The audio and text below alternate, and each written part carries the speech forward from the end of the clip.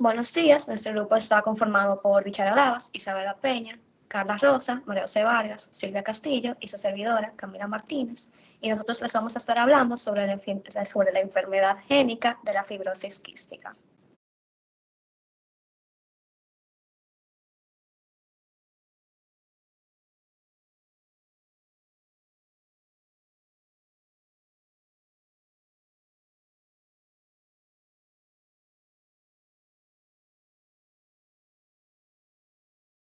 Entre los temas que vamos a tratar el día de hoy está qué es la fibrosis quística y su fisiopatología, un caso clínico junto con el pedigrí y la genealogía de la persona afectada y conclusiones sobre los mismos. Ok, entonces para comenzar con qué es la fibrosis quística, esta es una enfermedad hereditaria que se manifiesta principalmente en el sistema respiratorio y digestivo. Es una de las enfermedades pulmonares crónicas más frecuentes en infantes y en adultos jóvenes.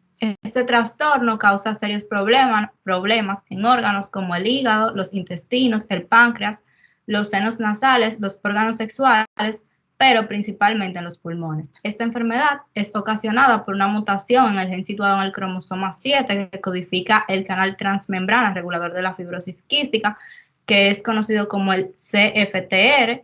Esto hace que la mucosa se vuelva tan seca y gruesa que los cilios no sean capaces de retenerlos y sacarlos de las vías aéreas, digestivas y otras áreas del cuerpo. Esto produce inmensas cantidades de infecciones que luego pueden resultar en la muerte de pacientes con fibrosis quística. El canal transmembrana regulador de la fibrosis quística funciona por un transporte activo primario mediante la hidrólisis de ATP. Sin embargo, cuando este canal se ve afectado por mutaciones, provoca que los iones de cloruro no puedan pasar por la membrana y sean expulsados de la célula correctamente. Además, también ocasiona que aumente la actividad en los canales ENaC, que es el canal de sodio epitelial, que permite que ingresen iones de sodio a la célula. Así, se produce una mayor concentración de iones dentro de la célula que fuera de esta misma. Bueno, básicamente debido a la ósmosis, que es la difusión de agua a través de la membrana celular, pasará mucha más agua hacia dentro de la célula por la membrana, por lo que la mucosa fuera de la célula será mucho más seca y gruesa, lo que causa que sea mucho más difícil para los cilios moverla, así como mencionó mi compañera Isabela. Así, la fibrosis quística afecta a las células que producen secreciones como el moco, sudor y jugos gástricos. Las clases de mutaciones que provocan cambios en el gen que codifica las proteínas del canal reguladoras de fibrosis quística se dividen en 5, y cada una de estas clases de mutaciones afecta en la conductancia del canal SFTR. La clase número 1 altera la producción del canal, generando así una proteína no funcional. Este se puede dar por anormalidades en los sitios de empalme del ARNM, por cambios en la lectura de las bases, que pueden ser deleciones o inserciones, o por mutaciones de sustitución sin sentirla. La clase 2 tiene un defecto en el procesamiento de la proteína, como es la mutación delta F508, en la cual el plegamiento incorrecto del polipéptido puede resultar una proteólisis, que es la degradación de proteínas dañadas. La siguiente clase de mutación se conoce como la regulación del canal, lo que no permite activar el conducto SFTR y puede causar daños leves o graves hasta perder la función del canal. La clase 4 de mutación es el problema en la fibrosis quística, ya que tiene una incidencia de la conductancia de la proteína, lo que hace que el transporte de iones sea bastante anormal. Y la última clase de mutación es la quinta, en la que se ve afectada la abundancia del canal, que es producida por una alteración en el splicing de la proteína. Ya ahora hablando sobre el caso clínico en sí, tenemos un paciente masculino de 5 años que se presenta en emergencias por tos húmeda, congestión nasal, vómitos flemosos y una silbancia con una semana de evolución. Esto indica que a los 3 años de edad el paciente presentó el mismo cuadro y por antecedentes familiares patológicos se tuvo la sospecha de que podría padecer de fibrosis quística. Dicha sospecha se confirmó mediante una prueba de electrolitos en sudor, y ha sido atendido desde entonces en el Hospital Arturo Grullón de Santiago de los Caballeros. El paciente cuenta con un índice de masa corporal de 15.8 kilogramos entre metros cuadrados, evidenciando una delgadez severa. En cuanto a antecedentes familiares, cabe destacar que la madre del paciente falleció a causa de enfermedades pulmonares.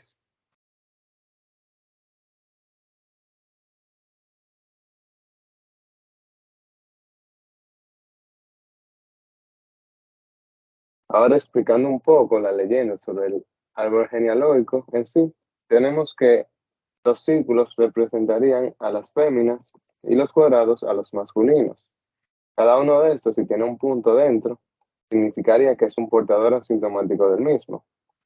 Si están completamente coloreados, eso significa que han sido afectados por fibrosis quística.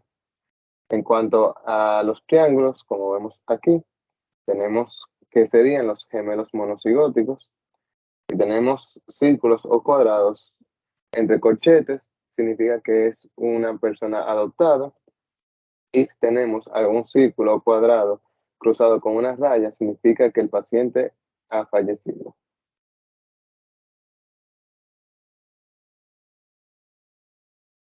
Muy bien, entonces analizando ya lo que es el pedigrí o el árbol genealógico, podemos sacar diversas conclusiones. Cuando vemos la primera generación en sí, que es la más adulta de todas las que tenemos, vamos a ver que vamos a tener una persona asintomática, portadora, y una persona que padece la enfermedad ya del lado de la madre del paciente. Del lado del padre, que está a la derecha, podemos ver dos personas portadoras. Si hacemos los cruces entre estas personas, nos da entonces la segunda generación. Cuando vemos el primer cruce entre las personas de la primera generación del lado materno, entre una persona portadora asintomática y una persona que está sana completamente de la enfermedad, obtenemos que en la segunda generación tenemos un 50% de personas sanas que son homocigóticas dominantes y un 50% que son portadoras asintomáticas, heterocigotas.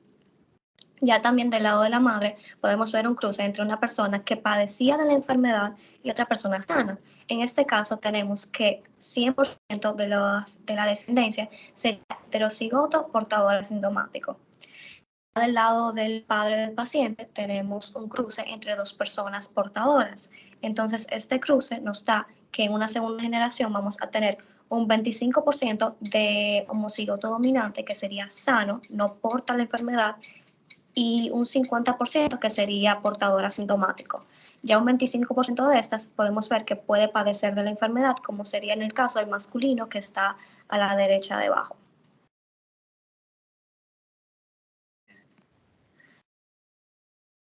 Ok, ya cuando vemos de la tercera generación, los bisabuelos del paciente que tenemos, vamos a ver que los del lado izquierdo serían los del lado materno y los del lado derecho serían los del lado paterno. En el lado materno vamos a ver que hay un cruce entre una persona completamente sana y una persona portadora de la enfermedad. En este cruce entonces vamos a tener que la tercera generación, sus descendientes, saldrían 50% homocigotos dominantes sanos y un 50% que sería portador asintomático. Ya en el segundo cruce también vamos a tener una persona portadora de la enfermedad y una persona completamente sana. Entonces la descendencia sería las probabilidades iguales que las pasadas. Un 50% sería homocigoto dominante sano completamente de la enfermedad y un 50% que sería portador asintomático. Ya cuando estamos hablando del lado del padre, podemos ver que un cruce entre dos personas sanas, su descendencia entonces sería 100% de probabilidades de que sean sanos totalmente, que no padezcan la enfermedad. Ya si vemos el otro cruce, que sería el último de la derecha, vamos a ver que entre una persona portadora asintomática, o sea, heterocigota, y una persona completamente sana, homocigota dominante, vamos a ver que un 50% de que sean homocigotos dominantes sanos la descendencia y un 50% que sea portador. Si vemos el cuadro que está en corchete, el masculino, sería una persona adoptada de la familia y él no padecería la enfermedad en ningún sentido de la palabra. Ya acercándonos un poco más a la generación del paciente, tenemos la generación de los cruces de los abuelos del paciente. Del lado izquierdo tenemos el cruce de los abuelos maternos y del lado derecho el cruce de los abuelos paternos.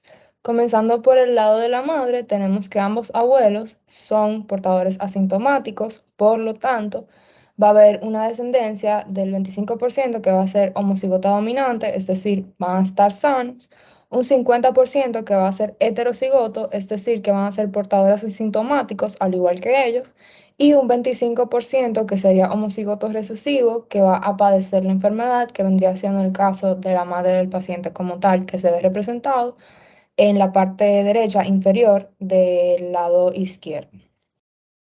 Del lado del padre, los abuelos paternos, tenemos que la abuela es sana y el abuelo vendría siendo portador asintomático.